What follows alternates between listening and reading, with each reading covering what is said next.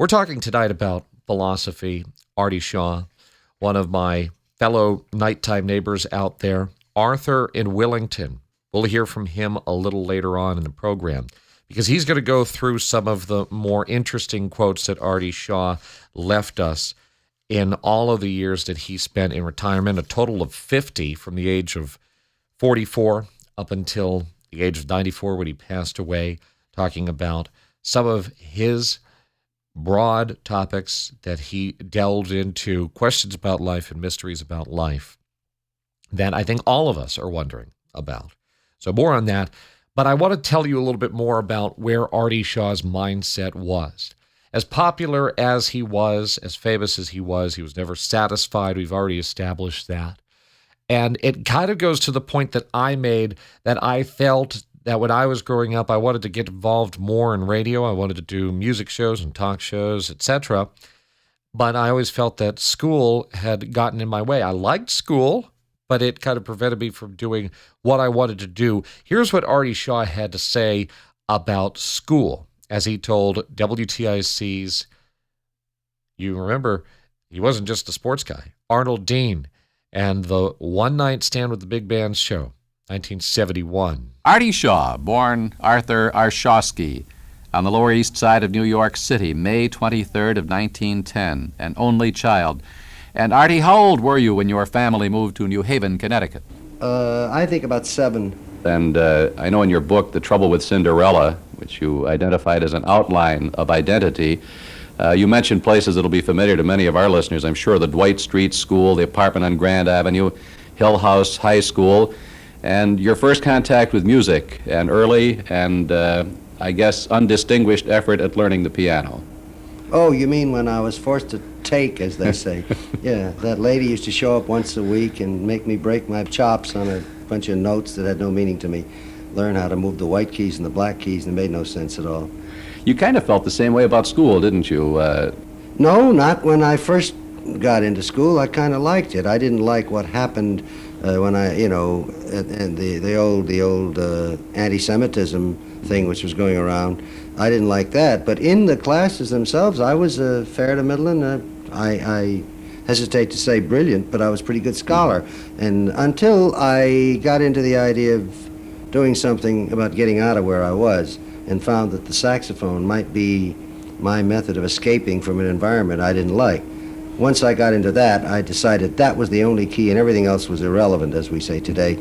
It had no meaning. All of school had no meaning to me at all. I couldn't see any relationship between learning what Caesar had to say about Gaul or where Spain was in relationship to Portugal.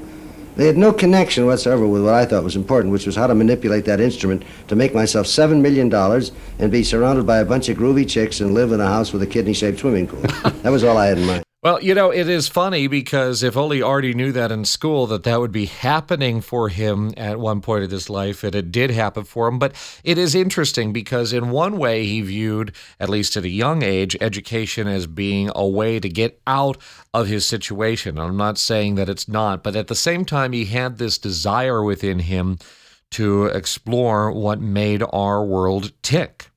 And he had this totally insatiable appetite to be better than himself yesterday and the day before and the day before that, and figure out a way to one-up himself every single day. This kind of goes to why he ended up retiring from full-time music in 1954.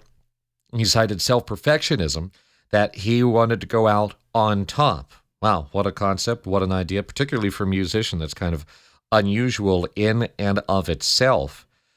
But you hear him talk there about what life was like in those days, the fact that if you didn't want to go to school, it was not a terrible problem for you not to go to school, and that he viewed being in those bands so early on in America's swing era, really the pre-swing era, or just on the cusp of it, as being the best education that he could receive. We'll continue more with Artie's stories and also some of his clips, but let's go over to the phone lines. It is our first Open Lines phone call on Nighttime Neighbors, WTIC News Talk 1080. We are live with you 9 until midnight. All right, let's go over to the phones. You are live on the air with me, Morgan Cunningham, and Nighttime Neighbors on WTIC. Hi, who's calling and where are you calling from? Hi, Morgan. It's Karen from Southington. How are you? Hi there, Karen. How are you? This is so fitting that you're going to be our first ever open lines phone call on Nighttime Neighbors. Someone else was trying to beat you to it, but I didn't know it, and I picked up on your call. How about that? Well, let's not forget I was your first Instagram message and told you to post, if you recall. Yes, I recall. Yes. Well, listen, I am so grateful that you're in the WTIC community. I think that you're listening 24/7. I don't know how that's possible, but I think you are because you're out there so much. I'm out there a lot. I wanted to comment about what your topic is tonight. Yes. And I think it's very similar today. I mean, we're all forced to go to college when we want to major in a particular curriculum, Right. but we can't. We have to go through the core classes. So, I mean, high school is one thing, but I think we really feel it more in college when all we want to do is jump ahead and study what we want to study. But in the grand scheme of things, we really only have potentially 2 years to really focus in on that degree after taking the required courses, which then means you're doing on-the-job training or internships and everything else, where doesn't it almost make sense to focus in on what you want for 4 full years and get really polished at it? But that's not really what school is today, and neither is college. I think that the schools will try to sell you on, go get your master's, go get your PhD. But to your point, I think that what we are seeing become more popular, at least here in Connecticut, I think that this is taking traction elsewhere. And kind of going back to the Artie Shaw days, if you will, where you're learning what you want to do while you're in high school. In other words, in today's world, the trade schools. Wouldn't you agree?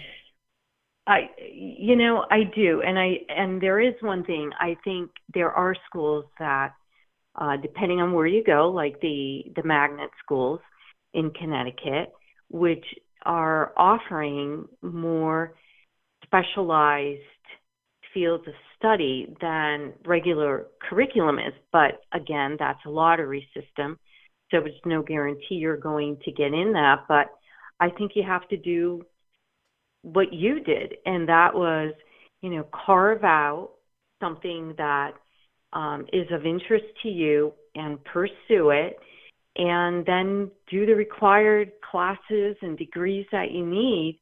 And you had a jump start way before many other people did. So I think you're selling yourself short a little bit when you say, oh, I just want to do this and all of that, and I wish I could have just gone ahead. Well, you did it in essence. For someone in your age group, you should be really proud of yourself. Well, thank you. And that is a really good point, Karen, and thank you for pointing that out. I think that other than school, I mean, we could talk and argue about school all you want, but I think that what we really need to talk about in our society is why are people not thinking deeper, particularly our younger people. Some of my friends are in their late teens or early 20s now, and I've gotten to know them. They're usually the siblings of younger siblings of some of my friends who are more my age. I'm around 30, as you know, Karen.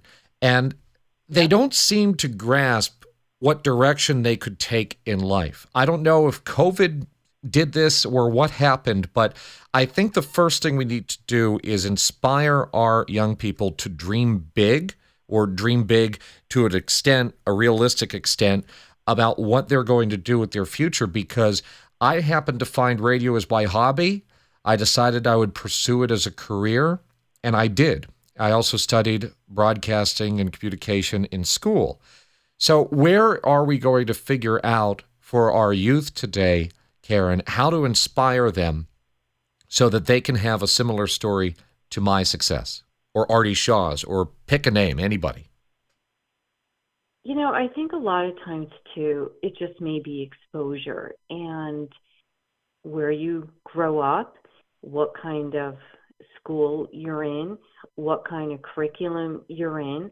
But many times it's just something that inspires you. And you never really know what that's going to be. And many young people enter college and it's okay, it's okay. You've got plenty of time. And then they'll complete 4 years of school You really and then don't. another two, and they don't know where they're going. And people are like, oh, but you're so young. Go take a couple years off, go travel and all of that. But, I'm a writer, I'm a writer, and I started writing when I was in elementary school and then pursued that in junior high school. And it was something that I always wanted to do, and I never let go of it. And I think that's important, too, is that young people need, if you have a dream, don't let go of it. You have to stick with it and don't be pressured by society to make a living and go out there and, join the workforce and all that. I mean, there's always time for that, but you're only young once. And for some people and some careers, that's what you have to do when you're young. So I think it's exposure when you're young. I think giving any child an opportunity to play music, study the arts, do sports. There's so many things that you could be interested in, but if you're not exposed to any of them, it's not going to help. I wasn't really exposed to sports, so I don't play sports. But I think it's just all about exposure, and I think luck is part of it too. You're in the right place at the right time. You mentioned dreaming, in my case, dreaming here to be a talk show host, but this is just a start. Now that I've accomplished this, I've got even bigger dreams now. And so my point is that you might have this overarching dream, but it's going to shift as the years go on, and you got to be open to those shifts too. If you're thinking just very narrow-minded, as things have changed for me, I wasn't always doing news, I wasn't always doing talk, and so I would point out that dream can change for people, no matter what it is that they're dreaming about doing. Karen, excellent insights, and I appreciate your call tonight on Nighttime Neighbors. Thanks, Morgan. Take care. Our first open line caller. How about that? If the line becomes available for you, please join us, won't you?